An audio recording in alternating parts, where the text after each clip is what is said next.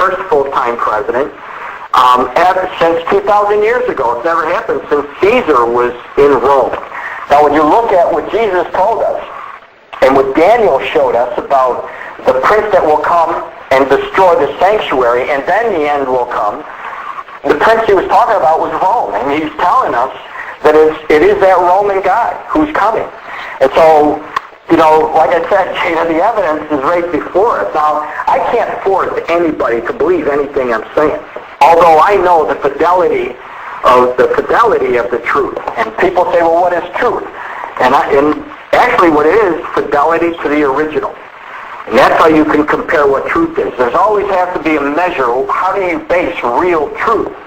It's like in France where they have the weight and measurements, and they show you exactly what it means to have a truth. In other words, if you wanted to measure a cup of water, they have these strict measurements that will tell you if two different guys came in and they put two different jugs of water and said that this is a cup of water, and one of them measures out wrong, what they would do is take the original and say, this is the truth. This is a true cup of water.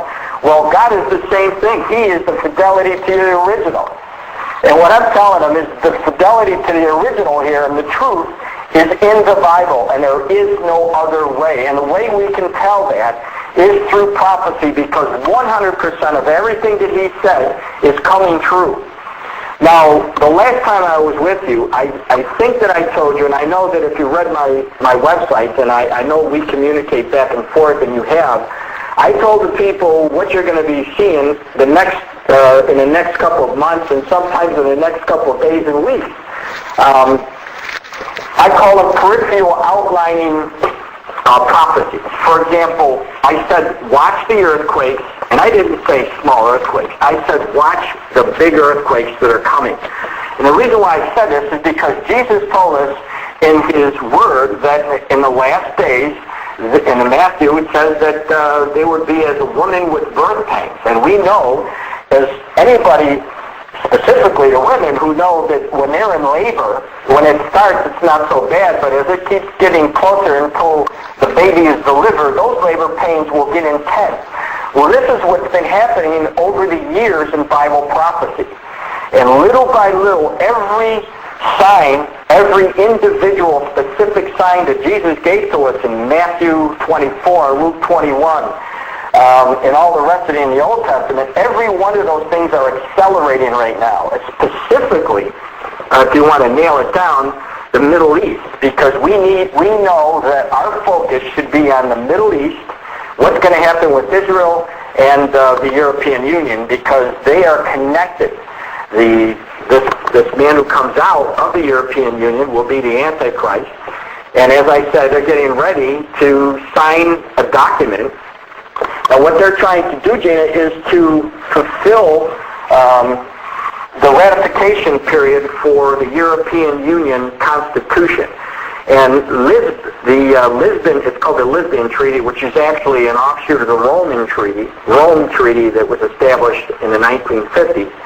And they're just revising it now. And that's, that when you want to think about it, that's pretty significant, because the scriptures, it talks about in Revelation chapter 17 about Rome being the seat, or the city with the seven hills. It says in that chapter, the woman which is a great city. And there's no question about that. It is Rome. So, as you can see these different things coming down, I keep telling the people, don't think that the European Union is not going to get their way. They will ratify this agreement with or without Ireland. Now, they're destined to get this document done. They're already searching for presidents to head up the union. There's been a lot of emails coming in my direction saying Tony Blair is going to be the first one, because they've been saying that they would like, and they have him on a short list of possible presidents to be the first president ever of the European Union as a full-time president. And how do I see that in prophecy? Well, there's nothing stopping from anybody becoming the first president. I know that eventually that will happen. Whether he will be the Antichrist or not, I don't think so, because he's not from Rome.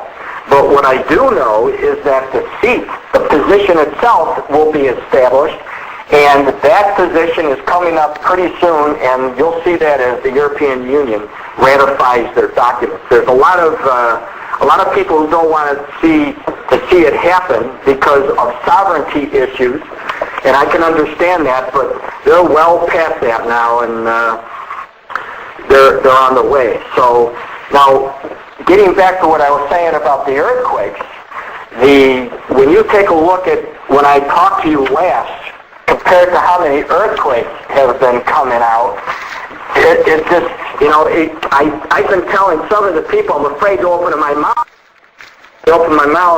It seems like a couple days later, a week later, all this activity starts, and I'm pinpointing where it is.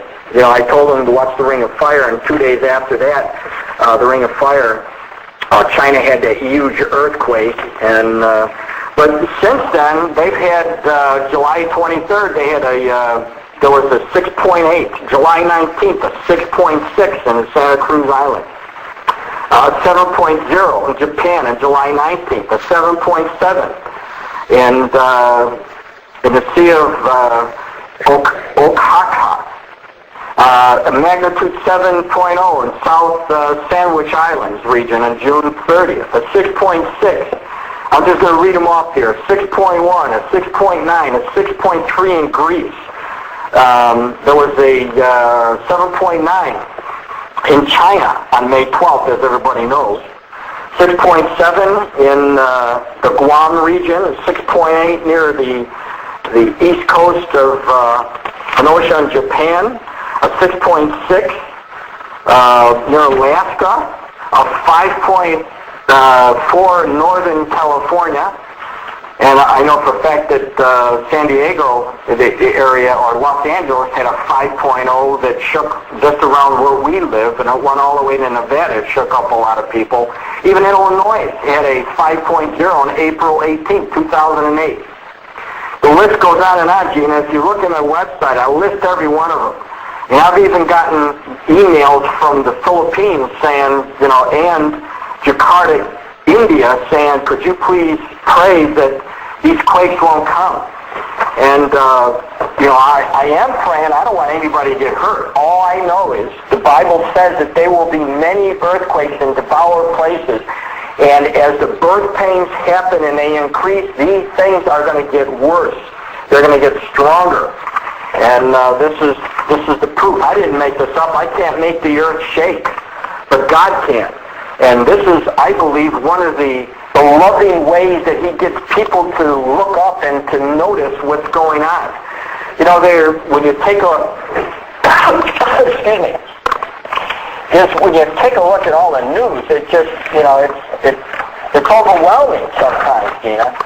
And it is very overwhelming, very overwhelming. In the Yahoo News, for example, there was an article that said everything seemingly spinning out of control. The Midwest levees are busting. Polar bears are adrift. Gas prices are skyrocketing. Home values are abysmal. Air college tuition, the health care is unaffordable. Wars without end in Iraq, Afghanistan. Terror issues. I mean, it just goes on and on and on. Floods.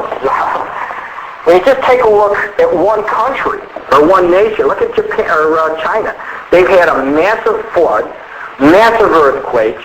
They've had red tides recently, and they've also had swarms of locusts where they had to bring in 33,000 professional people to stop the locusts and to try to combat it now before the Olympics come up, which is pretty soon. The red tides that are coming out are actually, they've caused this algae bloom to happen where the races are going to be held in China. And they got thousands of people in boats of all kinds trying to get this bloom out of there so that they can have the races. Now the red tide is it's actually a phenomenon that takes place in the water. Well, it kills plant life, and it'll kill fish.